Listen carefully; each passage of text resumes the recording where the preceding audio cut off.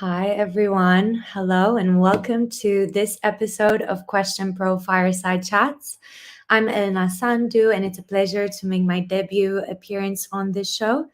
I've been a UK account manager at Question Pro for the past 2 years, working alongside familiar faces that you have seen on this show before, such as Asim, Jake, and Nick, who regularly present here. Today, we have a very special guest on the show. Leia Ben Naceur is the Research Community Officer at the Mania Mental Health Policy Institute.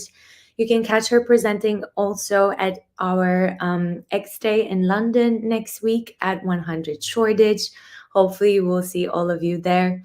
Leia has been managing the Mania Mental Health research community for the past year.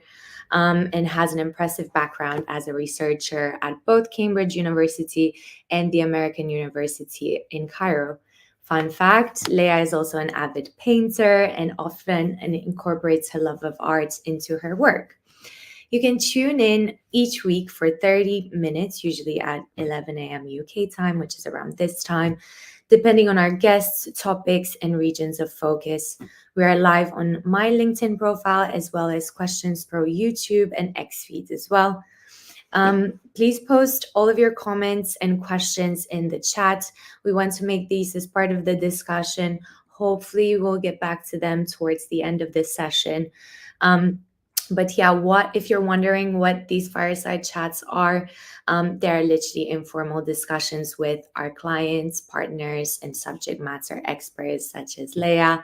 We aim to share ideas, thoughts, experiences, challenges, and best practices in research, data, and insights. Today, we will be hearing from Leia. She is the Research Community Officer at Mania Mental Health, as I've already mentioned, who has been responsible for developing trust and consistency within the Mania Mental Health online research community, which is hosted on Question Pro. So now over to you, Leia. I just wanted to find out a bit more about your previous roles. Obviously, you've worked in academia before joining the Policy Institute. So just wanted to find out a bit more about your background and also how you ended up at Mania Mental Health Policy Institute. Yeah, of course. After that very thorough introduction, what else can I say? Like you mentioned, I previously worked at Cambridge University and the American University in Cairo. Both of those roles were kind of involved in anthropological research, which looks a lot like community development. And I've had roles in the past around community development. I've worked with refugee communities and communities of young people in the UK. My role at Money and Mental Health now, I do see as like a very nice intersection of community development and research. So it felt like quite a natural progression to work at Money and Mental Health. Why I chose to work specifically at Money and Mental Health is because, I think it's undeniable for a lot of people now, but over the past 5 years, it was definitely a kind of pandemic realization. I just became so aware that the economy plays such a huge role in people's experience of mental health problems. And with the cost of living crisis, I think that's quite obvious to everyone now. So whilst my research roles previously definitely did have a very prominent stream of working and trying to understand people's experience of mental health problems, I felt like it was difficult to continue doing that without recognizing the impact that people's finances have on their mental health. So that's when this role came up at the Money and Mental Health Policy Institute, I was really excited to apply, and I was very lucky to get this job, and I'm enjoying it thoroughly so far. Oh, that's great. It's good to hear. And obviously, it also meant that you had to move from Cairo to the UK, or how did that kind of move happen as well? Well, I had my role at Cambridge University first, and that was based in person in Cairo, between Cairo and London, but mostly in Cairo. And then my role at the American University in Cairo was initially in Cairo, but then was remote. So I was able to come back to the UK. And then that's when I did my master's degree at SOAS in social anthropology. And most of my interest there was in the experience of people's mental health and how your kind of social circumstances play play into that. So I was actually living in the UK in London when I applied back at Money and Mental Health, so it worked quite nicely. Oh, it did definitely. It all kind of tied in nicely, obviously, with SOAS being London-based as well. So, yeah, perfect. Makes sense. Cool. I have another question for you. How do you approach building a research community for a mental health charity? Like, obviously, that is quite different to what you've studied. It's more of a practical approach, right? So how do you really bring the theoretical into the practical? Yeah, of course. I think it's also important to say before getting into your question that Money and Mental Health is quite unlike other mental health charities in that we have a research community. I know for a lot of people, they might not know what that means. I mean, when I first applied to Money and Mental Health, if someone said to me, "What's a research community?" I wouldn't be entirely sure. It's not really like a kind of held definition, but it's a group of 5,000 people with all with experience of money and mental health problems. And they've all signed up to join the research community and take part in our weekly research activities. So they're quite like a stable community. And as a mental health charity, we're also very, very focused on changing policy, whilst a lot of other mental health charities are more kind of support based. So that's kind of what sets us apart, that we ground our policy asks in lived experience, which is where I think kind of the theoretical bridges into the practical, for me at least, because anthropology as a discipline is very much around grounding theory in the experience that people have in their lives, which is kind of like this role. So in kind of how we approach building a research community, I think it's a balance between the experience that you want research community members to have, and the level of input that they're able to give, and against like the back end processes, like how you manage data and how people can engage, like how you can draft surveys, etc. So within the experience side of things, we've asked questions like, how easy is it for people to engage in our research, and how can we accommodate the different ways that people might want to engage?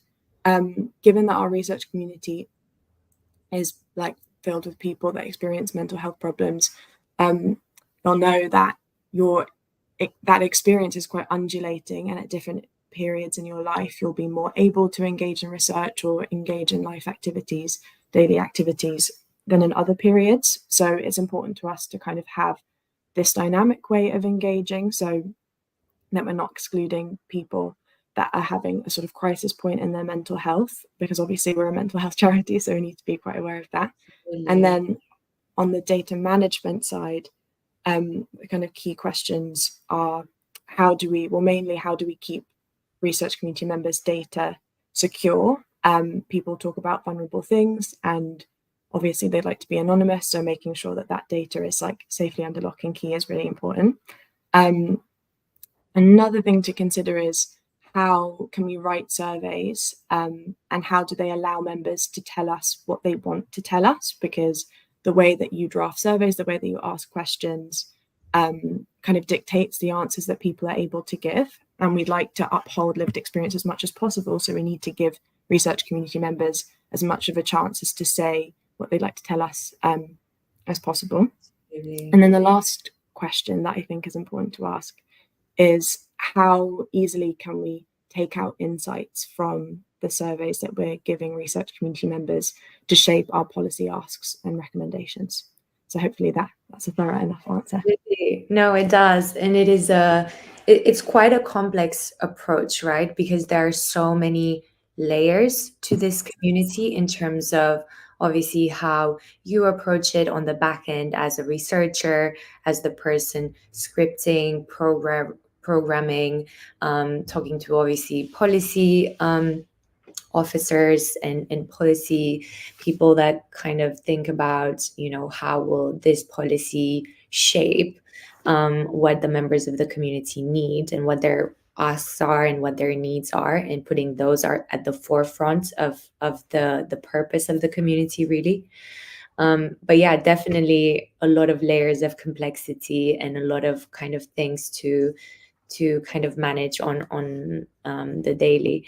But that kind of feeds in nicely with my next question, which is, what are the biggest challenges in your role? What are some of, kind of not necessarily the hiccups, but the challenges that you face whilst obviously managing this community and this group and the sensitive data that comes, from the responses? Absolutely. I think that we're lucky with Question Pro in that the data of our research community members is very secure, and we're confident in that. So I think the biggest challenge kind of lies in a different place. Money and mental health obviously is a mental health charity that researches the intersection of people's experience of money problems and mental health problems. And it's one of the few organizations that does that. And at first it seems like quite a niche focus, but there is so much that's attached to that intersection, like people's access to housing, the relationships that they have with each other. They can be hindered by people's experience of money problems, mental health problems, people's access to healthcare, education. Everything kind of feeds into your experience of money and mental health problems. So it's difficult then to make sure that you're advocating for and representing all the voices that tell you all the ways people can experience mental health problems. Because for all the nuances of experience, that is also mediated by who you are in the world, like how old you are, your gender, your ethnic group, Your background. Yes, absolutely. Yeah, absolutely. So we're really focused on trying to hear from more voices and groups that are often excluded in national discourse or debates. We're also conscious that there are people that are digitally excluded and might not be able to take part as easily in an online community, which our research community is. So that's kind of ultimately the challenge. Like, how do you make sure that you represent that like huge diversity of experience, and therefore make sure that everyone in the research community is and feels included? So that's something that we're like constantly working on and finding ways that Question Pro can help us with that. Absolutely. And have you thought about mitigating this, or have you thought about maybe doing offline interviews, more like offline techniques? Have you done any in-person focus groups and things like that? It's kind of like a difficult balance, because whilst some people in the community have told us that they would really enjoy taking part in in-person workshops, focus groups, events, some also really value the anonymity that comes with being in an online community, because speaking about, we don't believe it should be the case, but speaking about money and mental health problems can be a very like vulnerable thing, and a lot of people feel there's a lot of shame attached to it, which there shouldn't be. So they do value that online space. So we do have, because my role is new in the organization, we do have the kind of capacity to find ways to cater to all of the different ways that people can be involved, because my role is just dedicated towards that, basically. So this year we are trying to have more in-person events, like divert different focus groups that we would normally have, try different materials, try different kind of research practices. So yeah, there's lots of things. Absolutely. A bit of trial and error as always. Just see what works, A/B testing. Absolutely. Obviously, I attended a few weeks ago the Money and Mental Health Impact Report launch.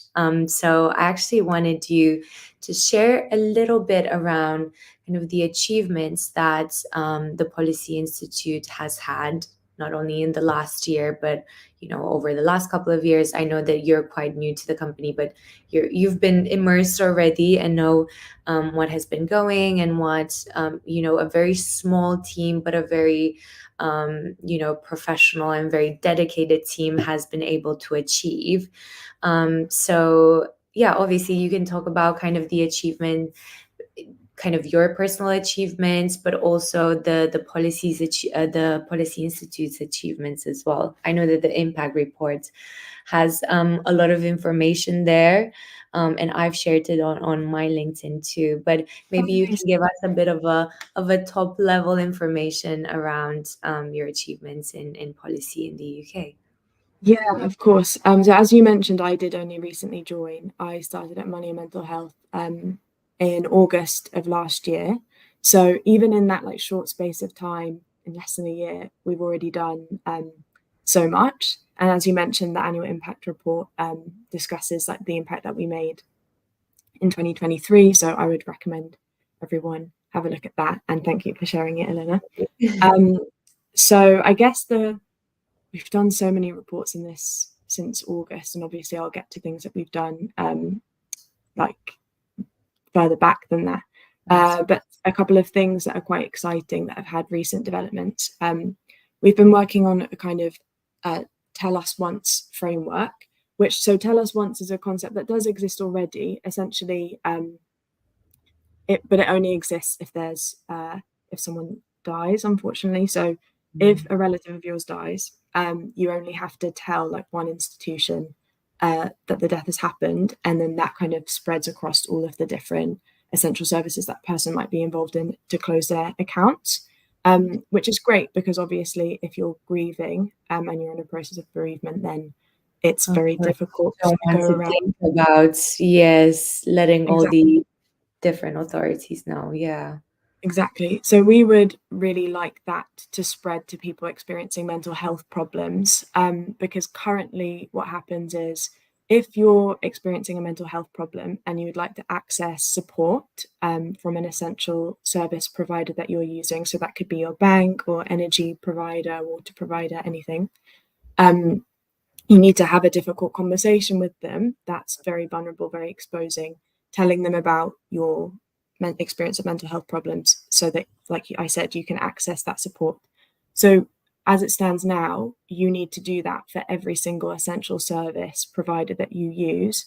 And people can bank with like multiple banks. They have an energy provider, a water provider, an insurance provider, so many different things.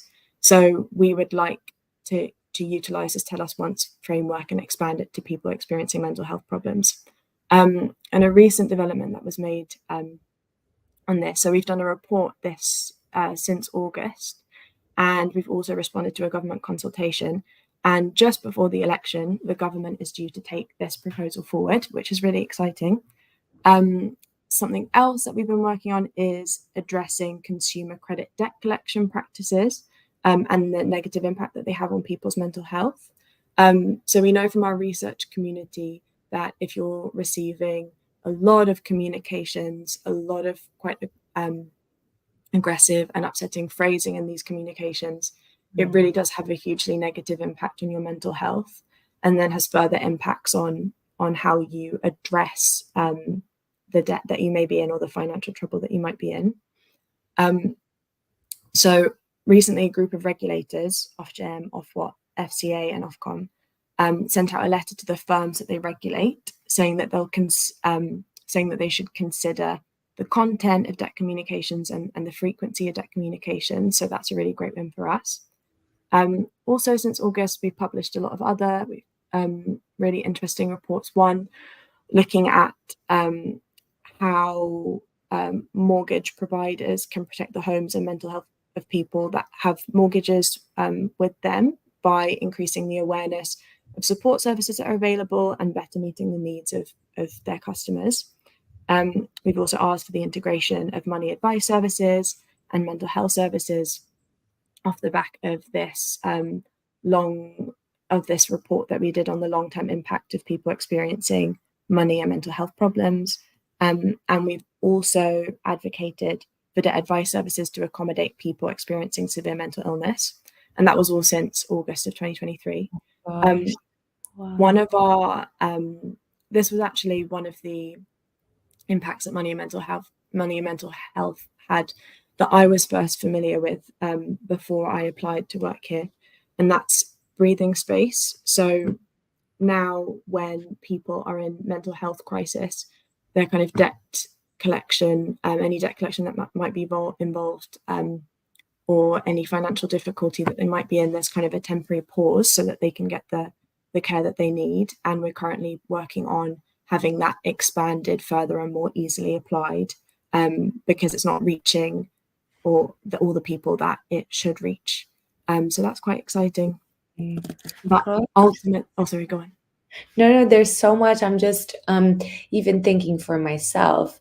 There's perhaps an awareness piece that I think, through your work in your community, you're kind of letting, obviously, the members of the community about all of these policies that you're asking for in Parliament, and they're so important. Some of them I wasn't even aware of, so they're news to me. So I'm sure they are obviously not spread around, as often as we would like them to be. So, well done. It's all incredible. Sorry for interrupting. I know you want to mention a few more. Not at all. No, not at all. And I was just going to say, but it relates to what you said, that it is amazing all the work that we've been able to do, but ultimately it's only really because of the research community that it's possible for us.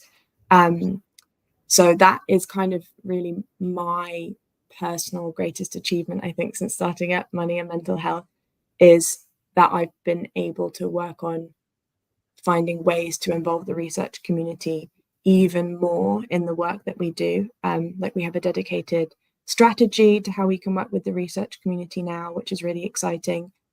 We've had research community members come to events and join us at like policy roundtables. And I'm really excited to see kind of all the different ways that we can get the research community involved in the work that we do. Absolutely. Yeah. And I've had the pleasure of hearing one of the members of our community at the Impact Report launch, and it just felt very real. It felt one of those moments where, because most of the time our work is online, right? We never get to actually interact with the members that are on there. Obviously we do on, through all of the engagement tools that are available on Question Pro, the gamification tools, the forums, the chats, etc., the surveys itself, of course. But the fact that, a member was there in person speaking about her kind of experience, her struggles, about financial struggles and health struggles as well. It was kind of an aha moment where, oh gosh, this person is here. So yeah, absolutely, keep doing the work that you're doing. It's obviously working and it's helping so many people. So yeah, cool. I wanted to ask you, kind of to shift the focus a little bit, just to kind of ask you more around if there is perhaps a research innovation or a data innovation or insights that really excites you. Maybe it's something that you've seen in the Question Pro app. Maybe it's, buzzword AI related. Are you using AI in your work? Is there anything kind of that, you are thinking, oh, we could potentially integrate this in the work that we're doing to help us with the work that we're doing? I think, as far as I know, at Money and Mental Health, the only times that we use AI are with helping with meeting notes. But I think with I would be conscious, even though AI, it has lots of promising opportunities that could come of it. We really, when the research community respond to a survey, we really enjoy looking through all of the answers, reading every single one ourselves, and trying to understand the experience that research community member is having. And if we kind of used AI in doing that, I think we would miss out on a lot of, well, we might not potentially, I'm not sure how successful the AI would be, miss out on a lot of the insights, but we do think it's really important, like if research community members are telling us things, telling us about their experience, that we are reading them. Absolutely. So we haven't kind of utilized AI in our research yet, or at least in that way. But a research innovation, like a research discipline that we're quite excited about at the moment, which is kind of related to what I mentioned with the research community being involved in the work that we do and how I'm finding new ways to get them involved in our research. It's this new research discipline called, well, it's not necessarily new, but it's becoming more widespread. It's called participatory research.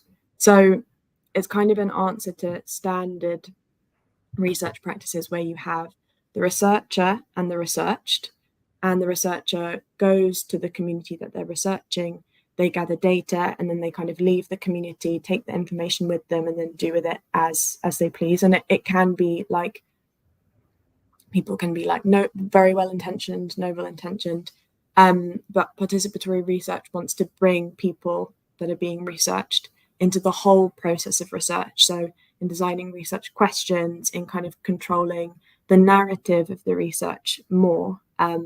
And we do kind of take elements of that practice, or have taken elements of that practice in our work so far. Like, we bring research community members to events, like I mentioned, they come to policy roundtables that we have, so they are involved in the research practice beyond just answering a survey.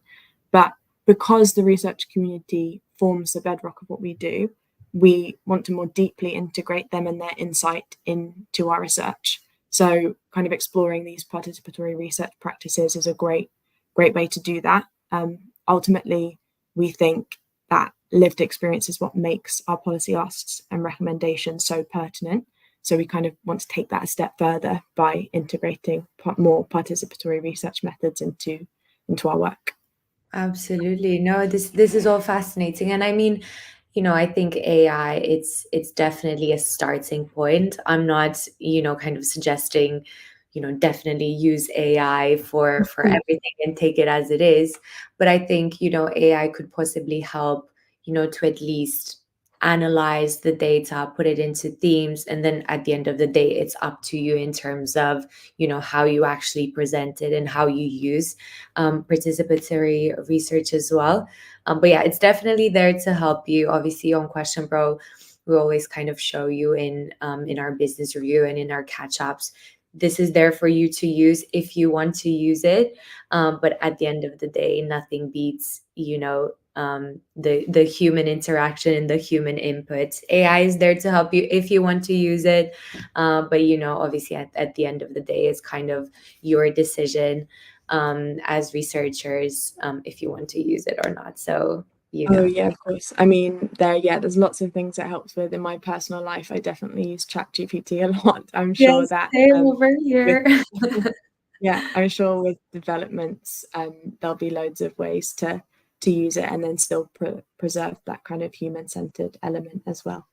Absolutely. Perfect. Cool. Obviously, just conscious of time, I only have one question for you, Leia. And it is around kind of the general election that is on the horizon. So I just wanted to get your thoughts again, just kind of top level, and where we only have 2 minutes left. But what are your thoughts for a positive change to the UK public services? Do you think this general election is going to help? Again, top level, don't want to kind of get into a full discussion here, but yeah. So we are very much of the position that, irrespective of the government that's elected, we would want these like policy changes that we've been advocating for. So we do actually have 5 low cost and high impact asks that summarize what we've learned from our work and the research community. I'll try and say them quickly because we have a Yes, minute left. absolutely. We want to ensure that everyone using mental health services is offered help and advice with their money. We want to protect people from the devastation caused by aggressive debt collection, which we sort of mentioned earlier with one of the achievements that we've had since I started in August. We want to remove barriers to work for people with mental health problems, protect disability benefits for people with mental health problems, and we want to make financial services fair for people with mental health problems. Even without an impending election, we'd want these policy asks. Our policy asks wouldn't change. You do, to answer another question that you had as part of this, you do see substantial change after a general election, but policy change can happen even in a stable government and at any point. So we'll still be advocating for these changes even after the election happens, and even with a stable government in the future. Absolutely. Perfect. Well, hopefully change will happen. Change is important and it is necessary. So hopefully the election will help with that. Thank you so much, Leia. I'm just going to close the show. I had a look and I'm not too sure there aren't any questions, but if there are any questions, please do let us know. Thank you so much for participating in this discussion today, Leia. Thank you so much for our audience for tuning in and participating in the discussion. Just a quick note, there will not be a show next week as you'll be able to find us in person at our annual customer event, X Day London, next Thursday on the 13th of June at 100 Shoreditch. As I mentioned in the beginning, Leia will be presenting, so you'll be able to see her in person presenting a case study. So don't miss it. Thank you again for joining today, and see you all, and see you, Leia, at X Day next week. Thank you Thank so you, much. Elena, for hosting. Thank Bye. you.